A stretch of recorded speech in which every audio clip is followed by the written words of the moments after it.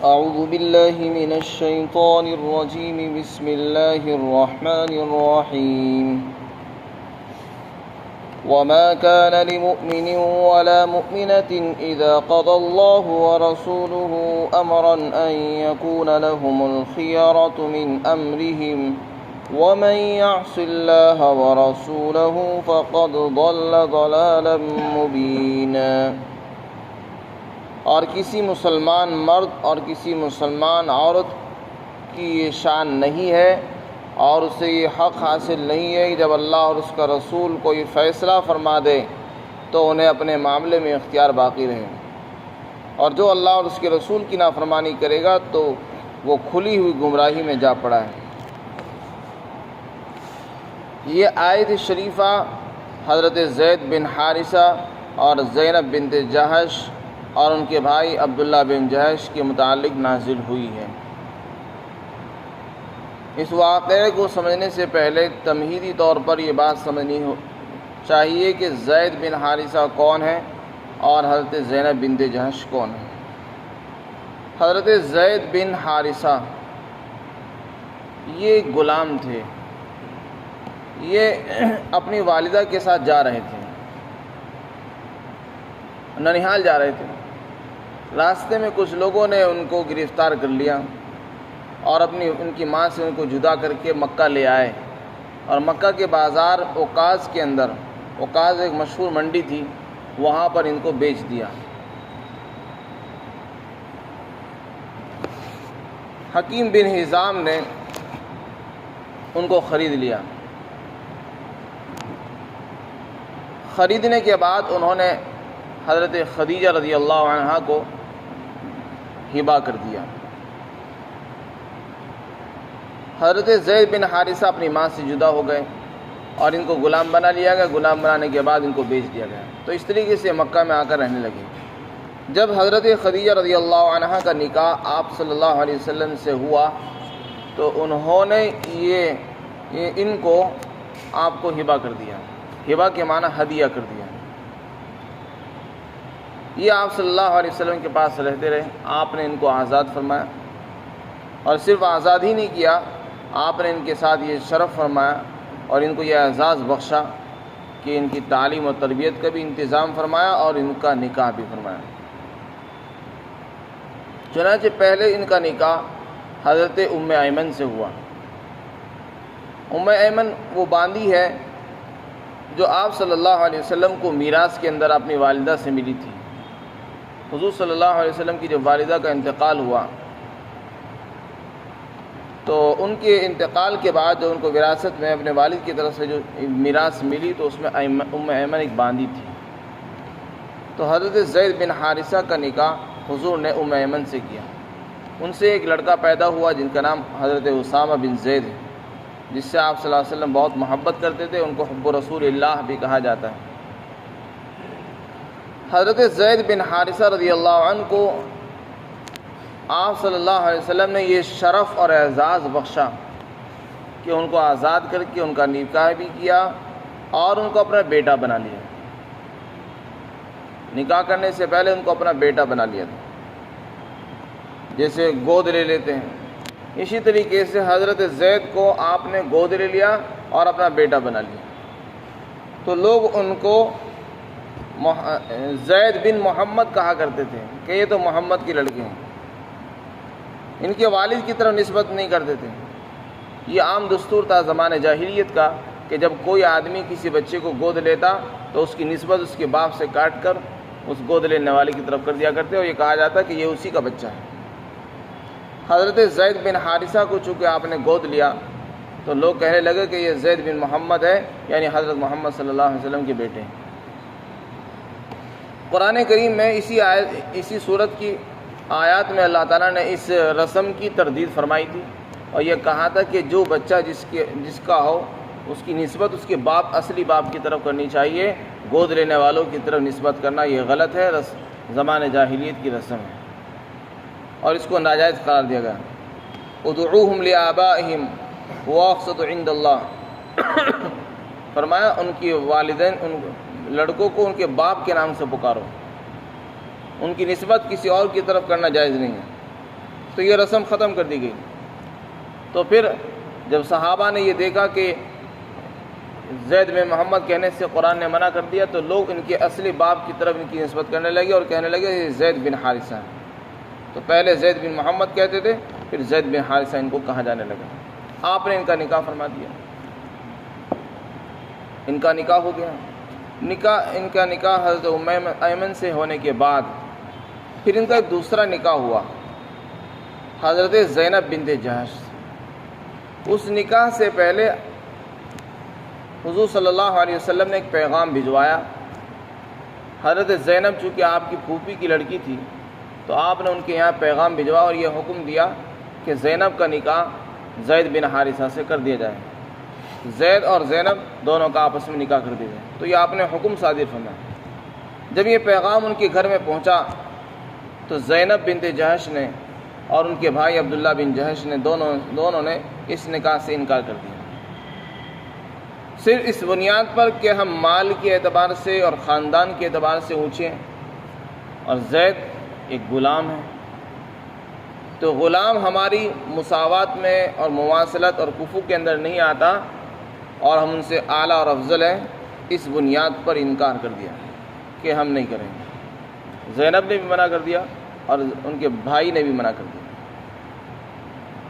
اس پر یہ آیت شریفہ نازل ہوئی اور اس میں اللہ تعالیٰ نے یہ تعلیم دی ہے کہ جب رسول اللہ کسی بات کا فیصلہ فرما دیں اور یہ کہہ دیں کہ ایسا کرو، اور وہ وجوبی طور پر کسی کام کے کرنے کو کہیں، تو کسی مرد کو، کسی مسلمان مرد اور کسی مسلمان عورت کو یہ گنجائش نہیں ہے کہ وہ نبی کے حکم کے خلاف کرے، اس لیے کہ یہ بات پہلے آ چکی ہے۔ نبی کو مسلمانوں پر ان کی ذات سے زیادہ حق حاصل ہے۔ انسان کو اتنا حق اپنے اوپر، انسان کو اپنا اتنا حق اپنے اوپر حاصل نہیں جتنا نبی کو ہمارے اوپر حاصل ہے۔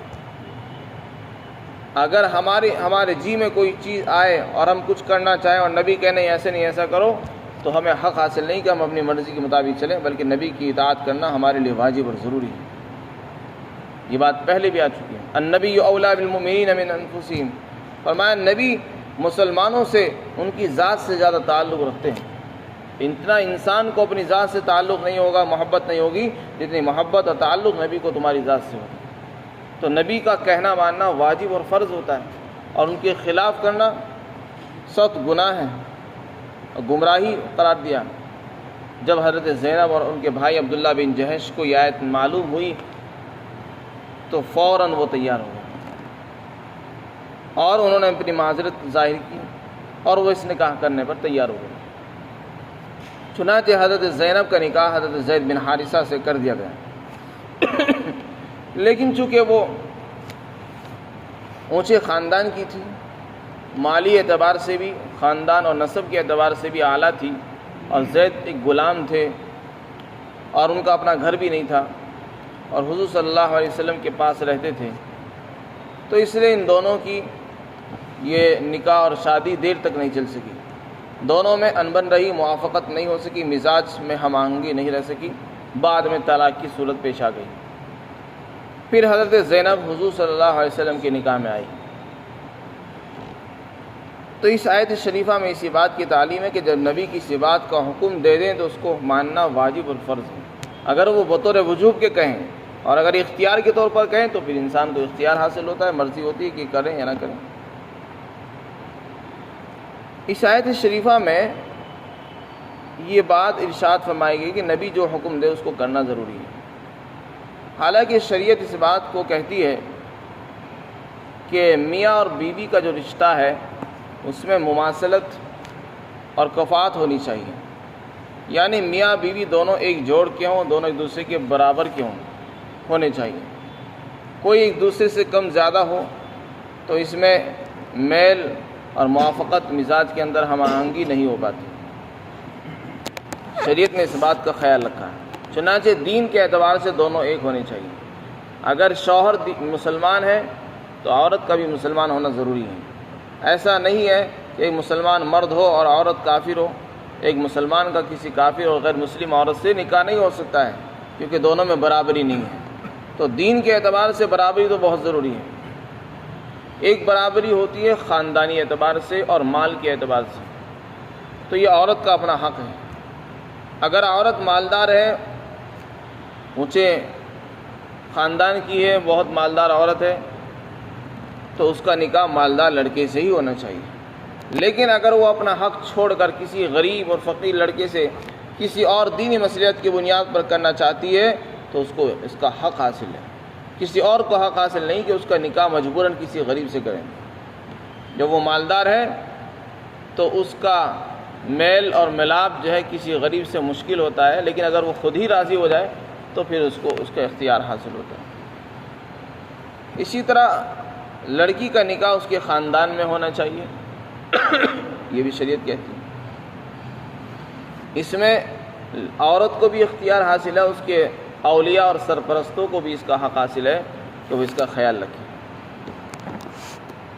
لیکن اگر اولیاء اور بیوی لڑکی خاندان کو چھوڑ کر کسی اور خاندان کے اندر نکاح کرنا چاہتی ہو، کسی اور بنیاد پر، کسی اور مصلحت پر، دینی مصلحت کو پیش نظر رکھتے ہوئے، تو پھر ان کو اجازت ہے اور اختیار حاصل ہے۔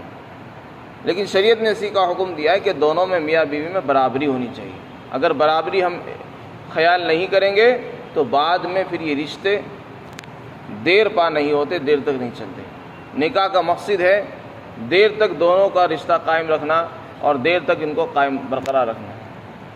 تو نکاح سے پہلے، میاں بیوی کے رشتوں کو جوڑنے سے پہلے، دونوں کے مزاج کا ہم آہنگ ہونا، ان کے عمروں کا برابر ہونا، اور اسی طریقے سے خاندان کے اعتبار سے دونوں برابر ہوں، مال کے اعتبار سے عورت زیادہ نہ ہو، اونچے خاندان کی نہ ہو، شوہر اونچا ہو وہ تو چل جاتا ہے، لیکن اگر عورت مال کے اعتبار سے زیادہ ہوگی اور مرد غریب ہوگا تو پھر یہ رشتے بہت کم چلا کرتے ہیں، اور اس عام طور سے عموماً کے اندر ناگواریاں پیش آتی ہیں۔ تو یہ سب باتیں ہوتے ہوئے آپ صلی اللہ علیہ وسلم نے حضرت زینب کا نکاح حضرت زید بن حارثہ سے کیوں کیا؟ تو اس کا جواب یہ ہے کہ آپ صلی اللہ علیہ وسلم کے خیال میں شاید یہ بات تھی کہ آپ اس رسم کو ختم کرنا چاہتے تھے، کہ لوگوں نے جو یہ سوچ لیا ہے کہ نکاح ایک ہی خاندان میں ہوگا، کسی اور میں نہیں، تو آپ نے ایسا حکم صادر فرمایا۔ اور دوسری بات یہ بھی ہے کہ نبی علیہ السلام کو زیادہ حق حاصل ہے انسانوں سے بھی۔ نبی علیہ السلام کو ہماری ذات پر، مردوں پر، عورتوں پر ہماری ذات سے بھی زیادہ حق حاصل ہے۔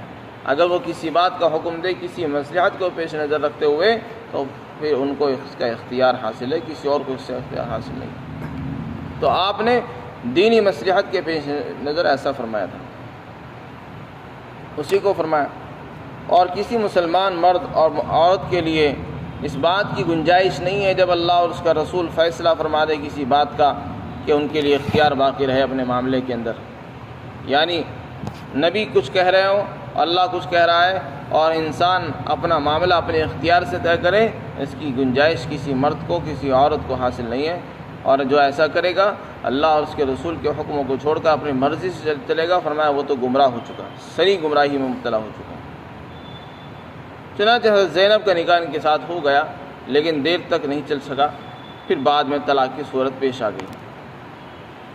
اس کا واقعہ آئندہ آیت میں آ رہا ہے۔ لیکن اس آیت کریمہ سے یہ بات معلوم ہے کہ اللہ اور اس کے رسول کی اطاعت واجب اور ضروری ہے۔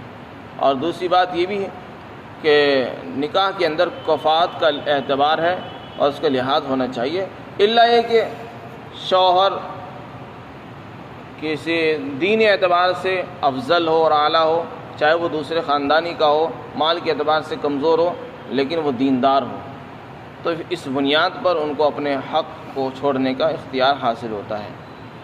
اللہ تعالی ہم سب کو عمل کی توفیق عطا فرمائے۔